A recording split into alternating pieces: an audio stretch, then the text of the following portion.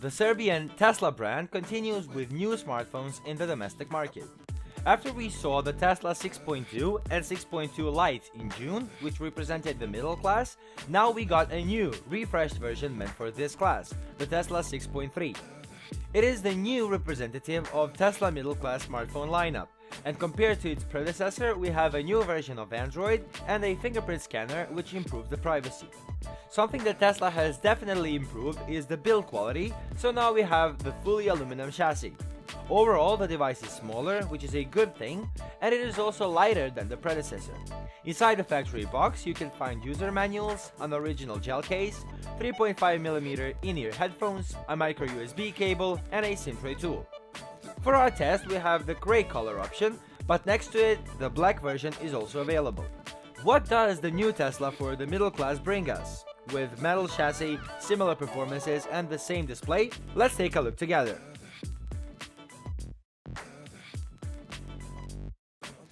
The thing that has basically stayed the same as in the predecessor is the display. There is still the 5-inch IPS LCD display with HD 720p resolution. The aspect ratio is 16:9, and all this results in 294 pixels per inch. The OGS technology adds to lesser light reflection and smaller thickness of the device. The screen is protected by Asahi Dragon Trail glass. Considering the same specifications as on the predecessor, one might expect the same image quality. However, there are some changes. The sharpness has remained the same, since it is conditioned with the specifications of the panel, which are unchanged, but the visibility on the sunlight is worse than it was on the predecessor. Still, the views on the screen look very good, especially HD contents, which emphasize all advantages of the 6.3's panel. HD resolution is certainly bad news in 2017, as we'd much rather see Full HD resolution on a 5-inch display, but it is what it is. Full HD is available only in the stronger Tesla 9.1. Something we can't quite grasp is why Tesla opted for a weaker chipset in the 6.3 compared to the one built into the 6.2. It is still a MediaTek chipset, but this time a quad-core one. The exact model is MT6737, which was built into the 6.2 Lite, which was far cheaper. This chipset is based on a 28nm process. All 4 cores are Cortex-A53, and they are clocked at 1.25 GHz. The GPU built into this device is ARM Alive T720, which really is the lower limit considering the 6.3 has the HD resolution panel. Same as in the 6.2, the 6.3 has 3GB of RAM paired with 32GB of storage, which shouldn't be an issue since it is still a solid memory setup. Storage is also expandable up to 64GB via a microSD card. Navigating through the menu and the general performances of the 6.3 during everyday use are great, but when executing more demanding contents, weak hardware shows its dark side. Gaming on the 6.3 isn't very fluid, but it will be enough to satisfy an average user. Problems, however, emerge during longer sessions of playing modern 3D games, due to which the hardware tends to overheat, which results in a drop in performances. Put simply, this device is not capable of running more and more demanding 3D games. Luckily, the Tesla 6.3 runs on Android 7.0 OS, which is still very up to date despite the fact that we have the Oreo in some devices. The OS is free of bloatware, which is definitely an advantage. Further software updates are unlikely to happen considering the only average hardware. The thing that, for the most part, sets apart the 6.3 from the 6.2 is the fingerprint scanner. The 6.3 has one built into the backside of the device, just below the main camera sensor and the LED flash. Tesla SmartPhone 6.3 uses a single speaker located on the bottom of the device for sound reproduction. Although it has 2 speaker grills, the looks are misleading. It is still mono sound.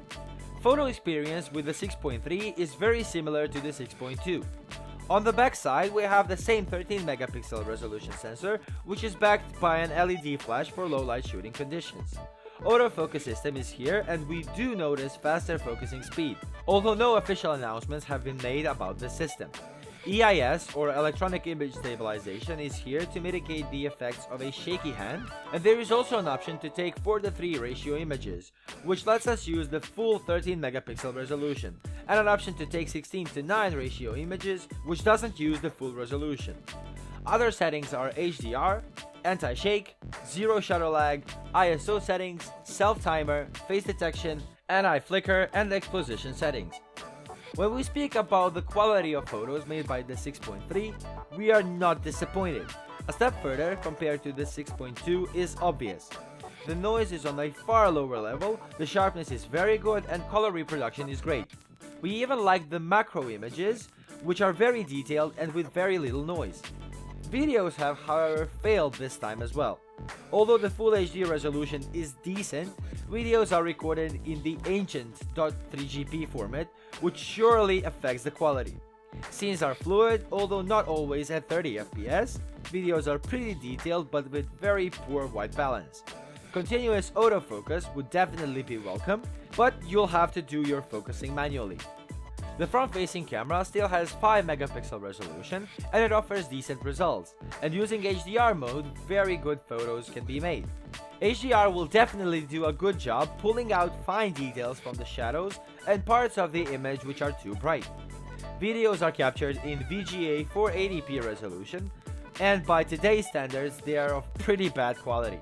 Tesla 6.3 is a dual SIM device which uses two SIM standards, micro SIM and nano SIM. It has a hybrid slot which can support a micro SD card in the nano SIM slot, leaving you with an option to use only the micro SIM card. This device supports 4G networks, which is definitely a must-have. Tesla didn't reach for the Type-C connector in either of their new devices, so both the 6.3 and the 9.1 use the good old micro USB. The 3.5mm headphone port is here, which we fully support. When we speak of wireless connections, we have Wi-Fi 802.11 with B, G, and N standards, Bluetooth 4.1, FM radio, and AGPS. A downside is definitely the lack of NFC. Tesla has continued with the unibody design, meaning that this time as well the battery is non-removable. It is a lithium polymer battery with a capacity of 2400 mAh.